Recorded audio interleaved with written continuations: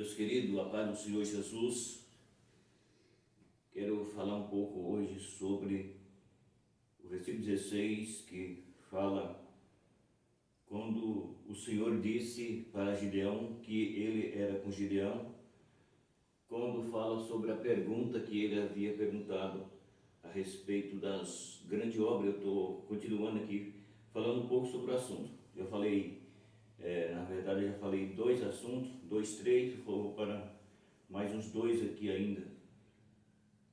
Vai falar assim: eu hei de ser contigo. Todos aqueles que, como Gideão, procura com toda a dedicação servir a Deus, terão a presença atuante, dinâmica de Deus com ele. Aos crentes do Novo Testamento, o próprio Jesus fez estas promessas. Mateus capítulo de número 28, versículo 19 e 20.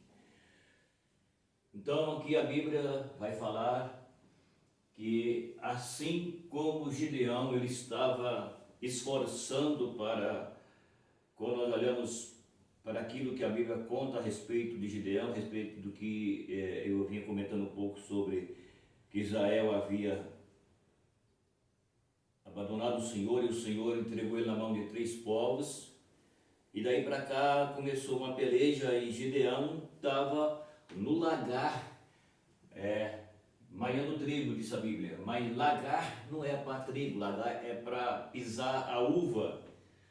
Mas diante da situação, da circunstância, aquilo que eu sempre falo, diante da necessidade, todo mundo se curva. Tem pessoas que elas até usam muitas palavras em questão de que ela não precisa de ninguém, não precisa de ajuda de ninguém, não precisa de tais coisas, ou não come, ou não bebe tais coisas. Eu estou falando, essas coisas que eu estou falando são algo necessário para nós, tudo aquilo que é para o que o homem viva, comendo e bebendo, é disso que eu estou falando. Então, ele diz que não faz tais coisas, mas ele não faz porque ele tem como ainda condições de ter outras coisas. Por exemplo, a pessoa diz assim: eu não como feijão, eu não gosto de feijão, eu não gosto de arroz, ou gosto de arroz e não gosto de feijão, gosto de feijão e não gosto de arroz, aí eu não como tais coisas. Isso é para você entender o que eu quero dizer. Então é isso. Então o que eu quero falar com isso é que diante da necessidade, todo mundo curva, certo? A necessidade, ela nos obriga a curvar. E aqui não tem bom. Você pode ser bonito, pode ser feio, pode ser alto, pode ser baixo, pode ser preto, pode ser branco. Você pode ser pobre, você pode ser sábio, ignorante. Você pode ser estudado, pode ser um analfabeto, pode ser japonês, chinês, americano, pode ser o que for. Mas diante da necessidade vai dobrar, vai dobrar. Por quê? Porque a necessidade, ela é maior do que a sua vontade. A necessidade, ela faz o camarada se curvar, se dobrar.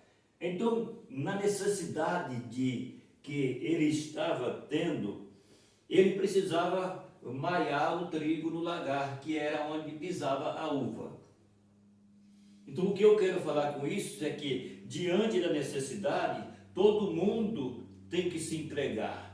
Todo mundo se entrega diante da necessidade. Isso é fatal, ninguém escapa da necessidade. Quando ela chega, a pessoa dobra. Então, aqui a Bíblia está falando que ele estava fazendo esse processo no trigo porque ele precisava fazer isso. Era uma necessidade que ele tinha. Só que aqui a Bíblia está falando que todas as pessoas, como Gideão, que procura com toda a dedicação agradar a Deus, então ele tem a presença atuante e dinâmica de Deus com ele.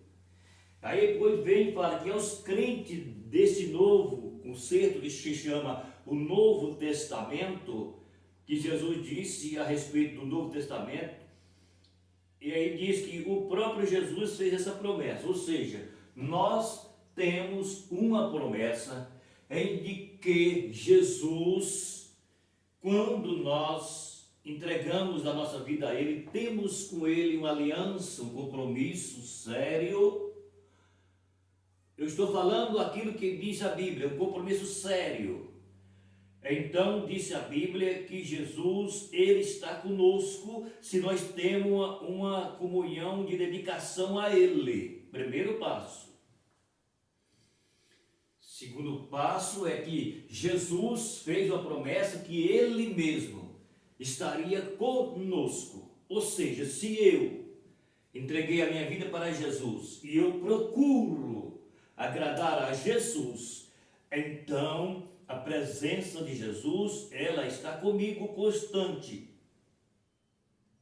Porque Jesus fez uma promessa para os crentes da nova aliança que Ele estaria conosco. Ou seja, Jesus está conosco se nós estivermos com Ele. Se nós estivermos nele. Se nós estivermos agradando Ele, se nossas vidas estiver na dispensação dEle, aí, então, nós temos uma promessa em que Jesus estará conosco. Jesus está com aqueles que têm a sua vida de retidão, de dedicação a Ele, a Cristo. Isso é o que está falando aqui. Porque Gideão, quando ele recebeu o chamado, Gideão ele atendeu o chamado.